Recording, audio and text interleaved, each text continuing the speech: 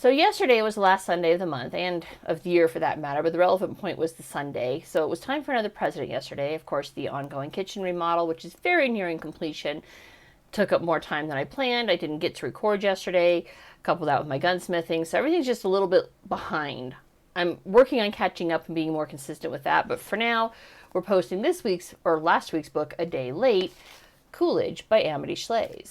Our next president, the 30th, actually. The accompanying cocktail is called El Presidente. It is, and I did this in milliliters because the recipe was a lot easier to read that way.